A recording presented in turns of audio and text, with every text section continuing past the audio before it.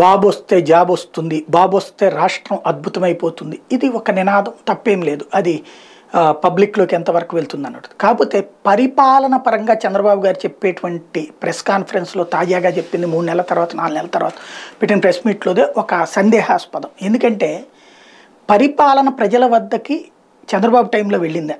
పరిపాలన అంటే ఏంటి? నా ఏరియాలో కార్పొరేషన్ పనులు నా ఏరియాలోనే జరగడం పరిపాలన, లేకపోతే కార్పొరేషన్ కార్యాలయం చుట్టూ తిరగటం పరిపాలన?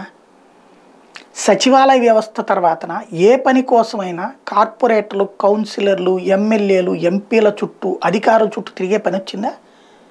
మరి ఏ అవసరం లేకుండా మన దగ్గరికే పరిపాలన వస్తే పరిపాలన బాగున్నట్ట, లేకపోతే బాబు పేరు చెప్పుకుంటున్నో లేకపోతే ఏదో ఒక ప్రజాప్రతినిధి ఇంటి చుట్టూ తిరుగుతుంటే పరిపాలన అవుతుందా? నా పరిపాలన అద్భుతము, జనం అందరూ అదే కోరుకుంటున్నారని బాబు చెప్తున్నారు. మరి జనం చెప్పాలి.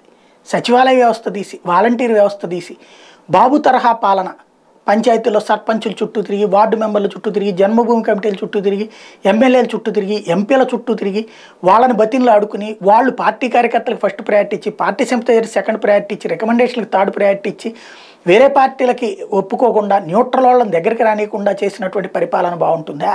కులం, మతం, వర్ణం, వర్గం, పార్టీ ఇదేమీ లేకుండా ఎవరికైనా సరే అర్హత ఉంటే వాళ్ళందరికీ సచివాలయాల దగ్గరే పనులు అయిపోయేటటువంటి పరిపాలన బాగుంటుందా? అట్లాగే రేషన్ డీలర్ దగ్గరికి వెళ్ళి బతిన్లాడుకుని తెచ్చుకోవడం బాగుంటుందా? రేషన్ ఇంటి దగ్గరికే వస్తే బాగుంటుందా? పెన్షన్ కోసం ప్రభుత్వ కార్యాలయాల దగ్గర వేచి చూస్తే బాగుంటుందా, లేకపోతే ఆ పెన్షన్ ఇంటికి వస్తే బాగుంటుందా? ఇది పరిపాలన, అది పరిపాలన?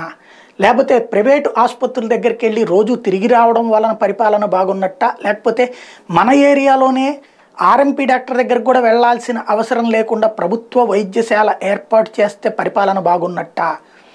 అదే సందర్భంలో పాఠశాలల్లో కూర్చోవడానికి దిక్కులేక కార్పొరేట్ స్కూల్లో, ప్రైవేట్ స్కూల్లో కలో గంజో తాగైనా సరే పిల్లల్ని చదివించాలనుకోవడం, తెలుగు మీడియంలోనూ బ్రతికిద్దాం అనుకోవడం, ఇంగ్లీష్ మీడియానికి దిక్కులేని పరిస్థితి పరిపాలన ఉన్నట్ట?